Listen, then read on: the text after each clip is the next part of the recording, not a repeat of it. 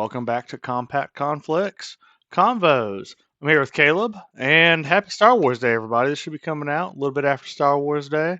So, Caleb, today we're going to talk about the Navy and how to incorporate them into one's campaign. So, starting with the Age of Sail, how do you go about comprising your fleet? That's a very good question, Nick, and happy May the 4th to the viewers out there. May the 4th be with you. But Or the Revenge of the composition of Fifth? navies, Revenge of the 5th, however, the composition of navies, it's a very, very lucrative topic because there are a lot of ways you could change it up, especially depending on the time period, the nation, and the objective. Um, Personally, when I war game, I make two types of fleets. I make a raiding slash recon fleet, and I make a more heavy hitting fleet for those big engagements.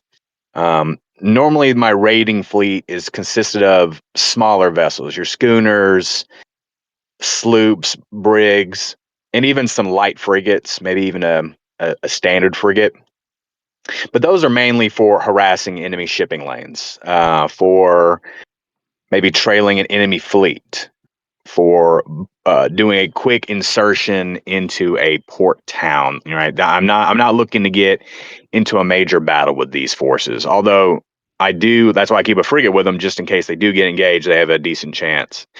But my secondary fleet, which is my heavy hitting fleet, that is the fleet that's going to contain your heavy frigates, your ships of the line, first rate, second rate, third rate, fourth rate, and so on. Those are mainly for when the main enemy fleet has been sighted. And that's when I order that fleet to intercept. Normally, my recon squadron or recon fleet locates the enemy fleet, and then I order my heavy hitters to move in. They could also be used as waterborne artillery, sort of say, if I'm bombarding a town. I know in our Southern Colonies campaign, I had to bring in a third rate ship of the line to bombard Charleston, and that gave me enough fire support to be able to seize the town. So, and that's just me playing as the British. You can go on any kind of different route. If you're talking about the Prussian Navy of the time, very small, so its objective is a little different, whereas Britain's Navy is basically the largest in the world, and so they have a different strategic objective, overall worldly objective. Okay, so it's best to kind of go historical or more what you can afford at the time, I'm guessing too. Really, yeah. I mean, you're kind of constricted by how many minis you have, but our club, thankfully, is very, very fortunate to have a lot. But you just can't have a fleet comprised of first-rate ships of the line. Like, you can have these giant behemoths moving across the sea, but you're not going to be able to catch any enemy ships. You're going to be well sighted. You don't even have a screening force. So those, although they're benevolent giants, even the smallest ship could sneak up on it. So that's why you need these smaller supporting vessels, um, to allow these bigger ones to do their job. Kind of think in World War II, right? You don't have just aircraft carriers sailing by themselves out into the Pacific. Same mindset here. You need to have these supporting vessels. That's actually what I was about to mention. Is it's funny how as much as things change, they stay the same. We still use small screening ships for our bigger ships. But Mhm. so we've talked about this one. I don't think we've ever done it as a club, but having an admiral. So the land campaign's going on, right? Generals doing general things, but having an admiral who takes charge of, for certain factions, of course, the naval aspect. What are some pros and cons to that? Yeah, I think it's a really interesting dynamic. And you would only be able to do this if you had two people per team. So you'd have to have a land commander. Let's say we're doing the British. You would be the British land commander, and I would be the British sea commander. I think what that does is it adds a exponential amount of realism because the British land commander isn't telepathically communicating with the fleet like, oh, meet me here at this time, and then we're going to rendezvous and all that. Like, in actuality, the fleet commander has so many things to worry about. And I know we've mainly focused on land combat on the channel, and even during these little little videos we do. But and I'm really glad we're doing a video on the Navy because it is so expansive that in order to fully portray naval combat and issues of the era, you almost have to have an individual naval player to make that happen. Now, I know a lot of clubs, I know we've been stretched for people at times to make that happen, but I would really love to see it happen.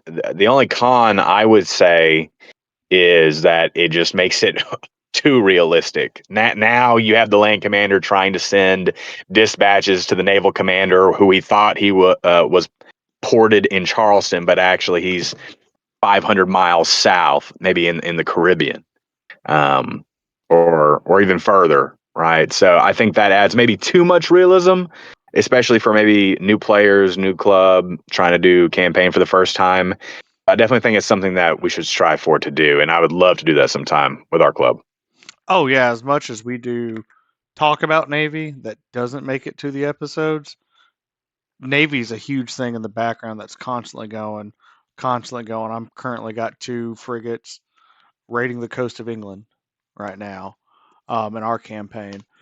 But speaking of raiding the coast of England, is how do navies help with logistics and troop movement? And sometimes maybe they're off map, similar to what I just alluded to, and they're making sure some reinforcements don't come over or are delayed coming over. Yeah, I think navies that they assist exponentially in troop movements as well as logistics, and this is why you can't really do a full-on campaign without taking the naval aspect into it. Because I know multiple times throughout our campaigns, it's like, okay, I need to rapidly redeploy forces, but it's going to take me way too much time to march them overland. Why not just put them on some transport ships with a convoy escort and send them up? I know in our current campaign that we're uploading to the channel, the British did a naval landing in southern New Jersey and eastern Delaware, and if you don't have the naval aspect into consideration, that just means that I'm purely restricted to the land, which was not historically the case at all. You must take all domains of warfare into account. And whenever we get into World War II, we'll have to look into the air as well as the sea and the land. So it can complicate things, but you can do it in a way to where it just adds more to the game. These logistics, these ships. If I have a city that's been besieged uh, on the seaside, I can maybe run some blockade runners to the enemy fleet around it, and supply the garrison, thus allowing the garrison to survive long enough for a land force to hopefully break that siege. And we've already covered troop movements. They are very, Right. very essential things, and I think you can include it even without even having the minis. Like for instance, you're talking about you naval raiding England. We didn't even really have to draw a map of England and physically move the minis there. We can proxy do that. So if you don't have the minis, don't let this restrict you. If you don't have the minis, you can have things to proxy. You could use a bead. You could use a die to represent naval power, but make sure to include that in your campaigns. I I agree is a good D20 that almost everybody should have. Um, so we kind of talked about it last episode, but just hit it up again real quick. In the age of sail, how vital can ships be to help besiege forts or cut off areas? How vital are these ships for that? Extremely vital. And then of course this is only really if that fort or that town you're besieging is on the seaside. Now there have been cases where we've seen forts on rivers and ships had to take a part in that as well, but mainly on your coastal cities and fortifications. You can completely surround them on land, but as long as that sea route's open, you're not going to starve them into surrender. The enemy can easily sell ships into the harbor, deliver more reinforcements, take out the sick and wounded, and deliver supplies. You must have a navy to cut off that vital artery that is keeping that garrison or whatever force is inside that place alive. Um, and so that's extremely essential. Um, Now, I wouldn't recommend trying to blockade at like New York City with only a rowboat and a fishing boat. I wouldn't recommend that at all. That's generally when you're going to be including your more heavy hitting fleet, as I mentioned earlier. Okay. Is last one for the age of sail. What about Marines? You got some experience with those boys. Oh, yes, sir. The Marines are a very interesting point. And this is where, if you are doing, as we mentioned earlier, a specific land commander and a specific naval commander, this is where that naval commander can quickly become a land one. I know I had to seize Fort Sullivan guarding Charleston's harbor, but all my troops were tied up except for the infantry on my ships, the Marines. And I was able to make an ad hoc infantry Marine battalion to seize that fort. Marines are very essential, not only for landing parties, which they can definitely bolster any defenses in a town. If you know the enemy navy's not out there, but you're about to be attacked by land, offload those Marines from the ships and add them to the towns or fort's garrison to bolster those defenses. But these Marines aren't just used for land actions. Whenever you get into a boarding action against another enemy ship, these Marines could give your ship a buff in defense. These Marines can also shoot their muskets, or in some cases, rifles, at the enemy ship and start taking out the crew without even having to get in melee with them, right? So these are very cool um, units to use, and I wish I would see wargamers use them more. But I know we've certainly taken taken these Marines and took them to bat, and they have worked very well.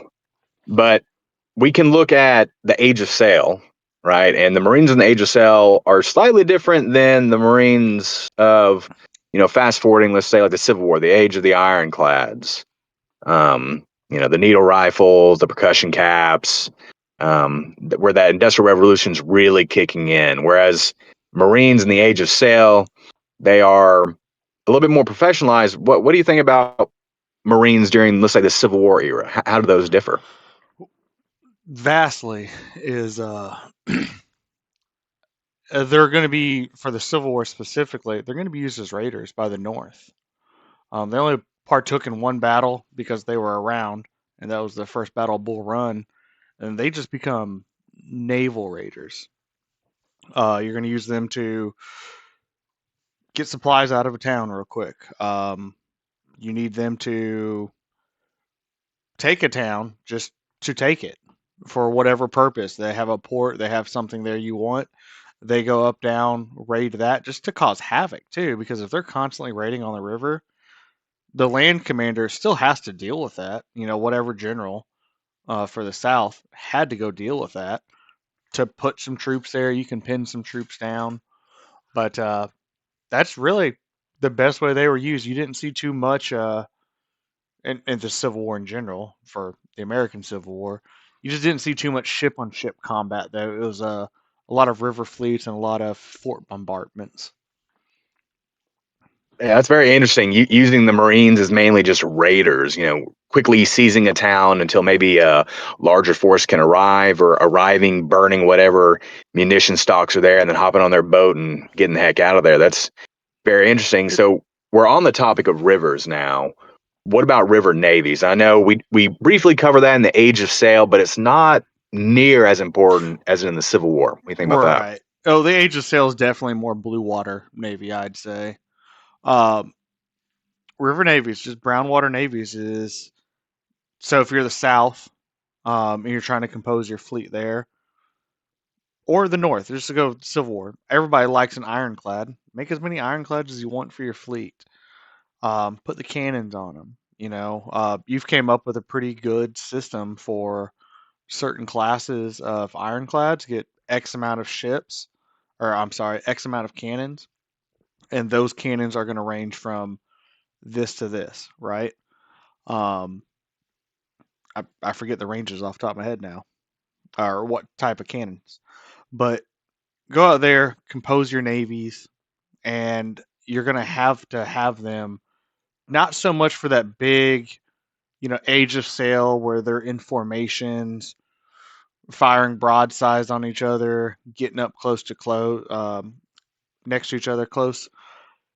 You're thinking more using those ships as like a pseudo support by fire, and then if it's ironclad on ironclad, I know historically the Southern ironclads were just terrible because they weren't made for that. They were all retrofitted to become ironclads, but you might be able to have that there. But I mean, realistically, ironclad and ironclad, they're just gonna bounce off each other, bounce off each other.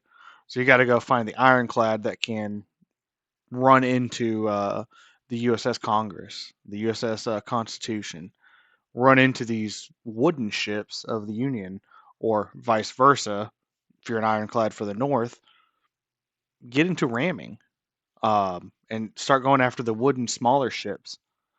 That's kind of how you're going to have to run a river navy. Is you're supporting everything on the land. You're working more in tune with your land commander if you have a separate one, similar to Grant and Flag Officer Foot. I had to think of what they called him back then, but Flag Officer Foot. They worked hand in hand together. Yeah, absolutely. And I think I know what battle you're referencing, so we can probably move over to how these river navies and even the Marines, how they besiege forts. I think I know you what battle you might be alluding to. So it didn't exactly work out at Donaldson. That's the one I was alluding to. Yes, is but at Fort Henry, the one a week or week and a half before that, it worked out very well. Fort Henry's also underwater, et cetera, et cetera. But it proved that ironclads and gunboats were going to be a thorn in the side, so to speak. And you can use that in your campaigns to help with landing Marines, maybe. Think of a reverse New Orleans. Instead of the Army units going up there doing their thing, you have a whole bunch of ships, use Marines. If you're the Confederates and Memphis has just fallen, load some Marines up and use that just to take it because you're going to force the enemy commander to divert resources somewhere. And as you know from wargaming, as long as you have and being an umpire, that's going to leave a hole somewhere open to where the enemy can then exploit it. Is But yeah, whenever you're besieging forts, they're integral for it. Is you need a good land and river combo to really just keep them keep them kind of pinned down until the land forces can do their thing, and hopefully you can get some kills with some good rolls and everything. It's very interesting. The unlike the Age of Sail here, and I know we're mainly focusing on the Civil War, but this could really go for any of them. It's that they almost have to work together. They have to work in tandem in order to achieve their objectives. One cannot really do without the other, especially when it comes to rivers. But I heard you mention about loading up Marines on ships and moving them downriver. Ships can be used to move other units as well, especially in the Civil War. How about logistics and movement when we're talking about rivers? Oh, is just for the American Civil War, and even if you're going to do an alternate history of, I mean, really anywhere in Europe, there's rivers everywhere. I can't think of them all because the only ones coming to mind is the one next to Paris, whose name I've already forgotten, and the Rhine River. But I mean, there's literally rivers everywhere where this would also take place or be good for. I apologize, but the logistics and movement is not just ironclads. You've got other types of ships. You've got little gunboats. You've got converted steamers. You've got paddle boats. The big paddle wheel ones and everything that you see on the rivers in the Mississippi and Cumberland and Tennessee rivers now. You've got those that you can just literally put troops on. Let's say you're coming from my hometown, Evansville, Indiana. Right there's the whole 13th Indiana right there, 17th Indiana, and you need them to go down to around your hometown, Memphis area, because General Moon's down there, and we need these boys to go fight General Moon. So you can rapidly move them, as you talked about earlier, rapid troop redeployment. Instead of having the ocean and be able to maybe evade the enemy by taking that longer, longer curve around, in this, you're just using the river. You have to have control of the river. Obviously, you got to run by forts or have that fort controlled, but you're just using the river to go and rapidly deploy. As long as you control it, you can get supplies and men there, depending on how your campaigns run, roughly 2 weeks. They are the highways of the time, really. Yes, is and the other thing about forts too, just as you're besieging forts, whenever you're doing one of these, especially with ironclads, um, and or if you're doing a very specifically the American Civil War, don't be afraid to throw up a river fort that's going to have guns going out. I mean, Donelson's batteries made the Union Navy go away. Um, so don't be afraid to use those forts there. Is that fort, as we talked about last episode, it can go both ways. Is it can be good for defensive operations, or in this case right here, you can kind of use it to do a pseudo offensive operation by being able to launch artillery and still be able to maneuver troops out of it. It's a double edged sword. Obviously, they're more defensive, but you can use it in some offensive operations just as a supply hub, or opposite. Let's say you're the Confederates and you have ships up at Donelson in this scenario. You can then go launch those ships after the fort's doing it as like a counterattack. Think of like it's complete opposite because it's on land, but the 101st and Bastogne, when the Germans would attack, they're in a defensive formations. The moment Germans attack, they go start counterattacking in small raids just to start whittling the numbers down. But you have a little more experience with this one, Caleb, but especially being the umpire and seeing lots of crazy stuff, how do you fine tune campaign with navies? What are some of the finer points of that, if I may?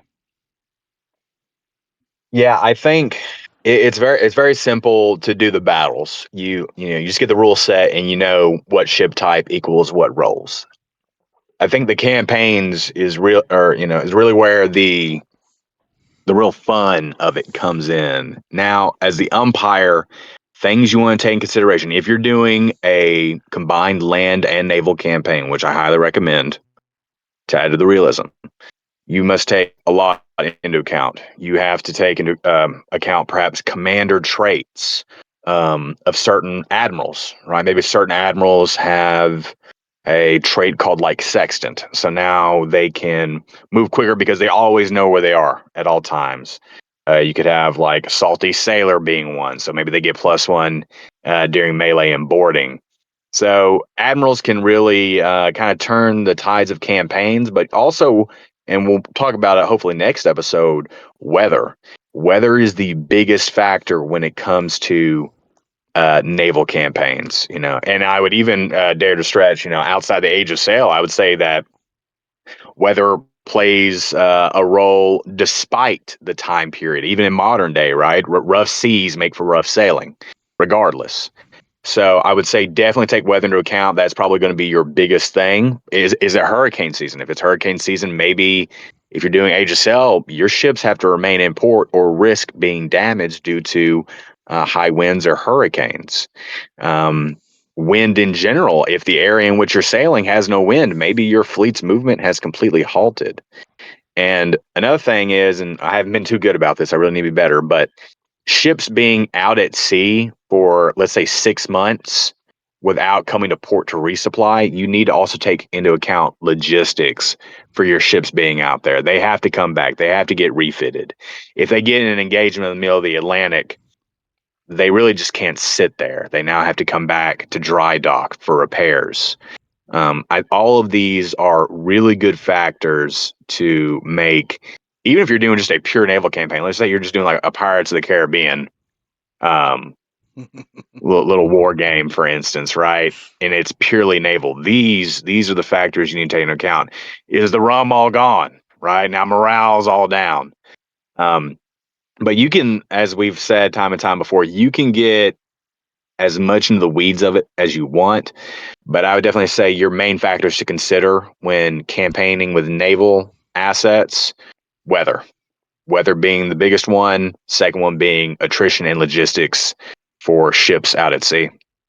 I agree wholeheartedly, and we'll go into weather and I believe ship types. Hopefully, our next episode is we haven't talked about it, but what about cannon ranges? So for our rule set, and I know this has been the source of great contention, is cannon ranges for at sea compared to at land.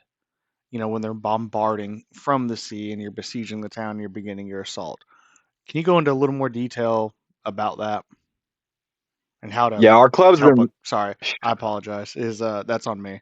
Is also kind of explain how to mitigate everything and make it more fair from the lessons we've learned. Yeah, this has really been an issue that has kind of plagued our club for a while, because there are very few rule sets out there. I think I've heard of one, but I've never even actually looked at it. I've only heard of one that includes land and sea together. It's either purely a land rule set or purely a naval rule set. What we're working on now, we have been working on for a few years at this point, hopefully be done this year, is a combined land and naval rule set. So that way you can have naval supporting fire as you're also assaulting on land. The issue is we're trying to do everything 1-to-1 scale. And the models we used for ships, even though we're using small 6 millimeter minis, the models we're using for ships are still smaller than what they should be. Um, and also, in order to assist with the pace of naval battles, right, we don't want to have really short ranges, um, firing ship to ship, but also massively long ranges shooting inland. So we've kind of did like a reverse on that for now until we get the new edition of our rule set, where firing inland is slightly shorter. We're trying to make it equivalent to land artillery to give the land forces some kind of um, buff, or at least to survive, right? Because we all know that, a ship of the line can have like a 32 pounder, which is already heavier than most medium artillery or all medium artillery, um, especially during the age of sail. So by proxy, those things should be able to fire much further than their land counterparts. Um, However, we've just shortened the range slightly to kind of balance it. And this is one of the areas where you just can't get completely realistic for now until we figure out a different method. But then ship to ship combat out at sea, it's normal. The ranges are a little longer to get that standoff distance, much like a lot of engagements. But we also have in the rules to where you can get right up next side, like, I don't know, a few 100 feet away from the enemy ship, and then do a massive broadside. So there's a little bit of play, and this is where the umpire comes in too. The umpire, based on conditions, maybe if it's stormy, the ship cannot shoot as far inland or shoot as far out to sea, or maybe they can't even see out to sea, or they can't even see their targets inland because there's Fog. fog. Yeah, Right. that's it. This Maybe is where. fog rolled in and some people set a field on Hmm. fire. Yeah, like some militia. Allegedly. um, Allegedly. Allegedly. But yeah, I definitely think that's why you need an umpire there to kind of mitigate those things. But hopefully, by the time we get done with our rule set, we will have that completely finished. But that is still a hotly debated topic amongst us. Yes, is you have many voodoo dolls of you just because of this topic. Is last one here is best places to get ships from. Is I know you have bought many different ship types, if I'm not mistaken, from different vendors for Age of Sail. You care to share any of those for our viewers? Yeah, so I would say the number one that you can get now, and of course this isn't a sponsorship, even if they hear this, um, But please sponsor us. is is Warlord Games Black Seas, I believe it's called. They like the price you pay for the quality you get is very good. That would be my number one pick when it comes to buying from straight up reputable vendors, real retail sales, and you can get them on Amazon. They're always throwing sales all the time. Like I have everything from a little baby gunboat that has a crew of 5 guys all the way up to HMS Victory, first rate ship of the line. So, and I do French, British, and Spanish, and I even have like some privateer, private, or pirate vessels now from them. So they're really good. The variety is crazy, and I would definitely recommend it.